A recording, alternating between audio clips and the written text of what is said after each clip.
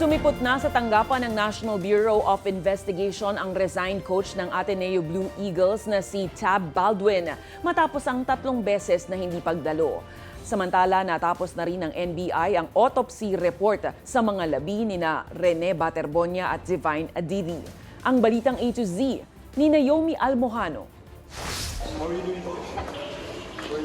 Mag-aalas 2 ng hapon ngayong Martes, dumating sa tanggapan ng National Bureau of Investigation si resigned Ateneo coach Tab Baldwin at kanyang mga abogado para tugunan ang sabina kaugnay sa investigasyon sa pagkalunod ng varsity athletes na sina Rene Bobet Baterbonia at Divine Adili. We come before this office in the spirit of full cooperation, in full compliance with the subpoena, and in order to shed light on the incidents of June 8, 2026. Isa si Baldwin sa mahigit 20 personalidad na sinabina ng NBI. Bukas, June 24, nakatakda ang libing sa Talacogon, Agusan del Sur ng mga labi ni Rene Baterbonia, habang inilipad naman na pauwi ng Nigeria ang mga labi ni Divine Adili.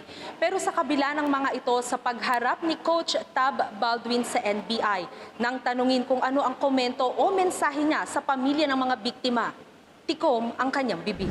Matapos ang pagharap ni Baldwin sa NBI, Tomorrow is the funeral of Rene Baterbonia. What is your comment, sir? Any message, sir, for the family? Will you be present tomorrow, sir? Sir, will you attend the wake? What's your message to the families of Baterbonia and Divine, sir? mensahe ng kanyang abogado. We deeply sympathize, of course, with the families of Rene and Divine. Samantala, nagsagawa ng crime scene reconstruction ng Criminal Investigation and Detection Group sa Dipakulaw, Aurora.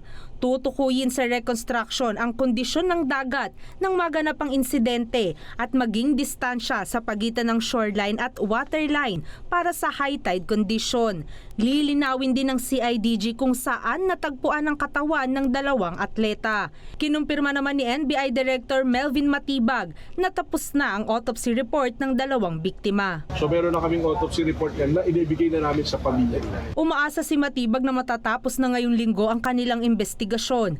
Ang susunod na hakbang naman ay ang cross-examination ng CIDG at NBI sa mga involved personalities. Para sa Balitang A to Z, Naomi Almojano.